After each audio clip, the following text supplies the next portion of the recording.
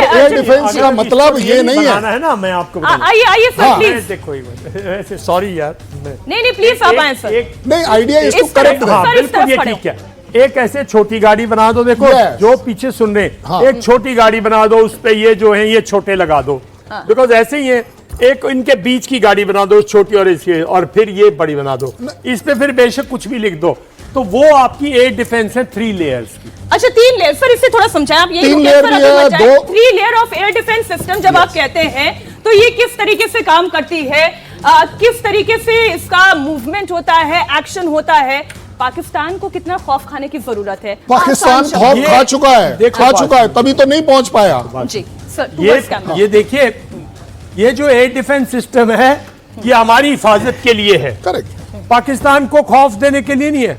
पाकिस्तान को खौफ देने के लिए है हमारे पास रफेल, हमारे पास Su-30 MKI, हमारे पास टैंक T-90, हमारे पास बोफर्स गन, हमारे पास S-400, हमारे पास 2 कैरियर्स, दो हमारे पास एयरक्राफ्ट कैरियर्स, हमारे पास एयरक्राफ्ट कैरियर्स पर जो लगे हुए हमारे हवाई जहाज हैं, जैसे MiG-29 KM।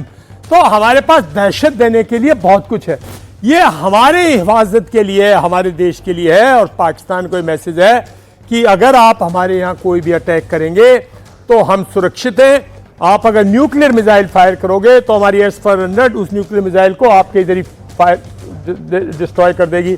अगर आप F-16 में न्यूक्लियर वेपन लेके चलेंगे तो जब आप उड़ेंगे, सरगोदा से उड़ेंगे, भावलपुर से, जहां से भी उड़ेंगे, हमारी S-400 आपको वहीं डिस्ट्रॉय कर देगी। तो ये जो है ये एयर डिफेंस सिस्टम्स हैं। हवाई जहाज में नीचे ग्राउंड पे हमारी इन्फेंट्री लगी हुई है ना चारों तरफ। राइट। अभी BSF है और उधर ITBP है और उधर LAC है। अभी लेकिन सर जो आपने कहा ना 3 लेयर है, उस 3 लेयर को मैं थोड़ा समझना चाहती हूँ। ये 3 लेयर वो समझाएगा, बिकॉज उसका काम है। ये देखो, ये जो है ना, ये इनके चीफ का काम है। अभी उसकी नींद नहीं खराब हुई है। आप क्या बात कर रहे हैं? Thank you general Dayal, you are a true general. No. एक असली जनरल की पहचान ये होती है कि वो तय करते हैं कि आर्टिलरी कब एंगेज करेगी और एयर डिफेंस कब एंगेज करेगी। तो 3 लेयर की एयर डिफेंस सिस्टम की बात हो रही थी। तो समझिए एक जगह है हमारा एयरफोर्स, चंडीगढ़ शहर। चंडीगढ़ में बहुत बड़ा एयरफोर्स का बेस है और आसपास बहुत शानदार और स्ट्रेटेजिकली इंपॉर्टेंट ऑर्डिनेंस फैक्ट्रीज और इंडस्ट्रियल एरिया है। अगर पाकिस्तान से कोई भी उनका F-16 या JF-17 चंडीगढ़ की तरफ कूच कर रहा है चंडीगढ़ को एंगेज करने के लिए, तो हमारे पास बॉर्डर में रेडार लगे हुए हैं। यहां पर 3 तरह के रेडार लगे हैं। एक तो रेडार ऐसे हैं जो हाई लेवल पर देखते हैं। देखिए रेडार में एक लोब होता है। ऐसा नहीं कि हमने रेडार लगा दिया तो वो ऊपर भी देखेगा, नीचे भी देखेगा।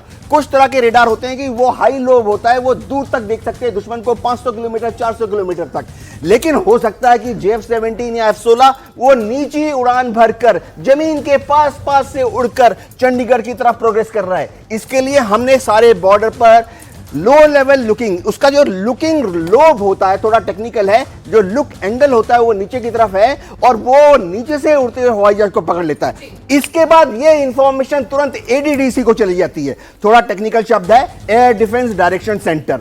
ADDC में जो कमांडर है वो अब हमारे यहां से इंटरसेप्टर को लॉन्च करता है, क्योंकि सबसे पहले दुश्मन को रोकने का काम हमारे सुखोई 30 का है, हमारे मिराज 2000 का है। तो क्या होगा, अगर वो चंडीगढ़ की तरफ आ रहा है तो रास्ते में वो क्रॉस करेगा, समझिए हलवारा या आदमपुर।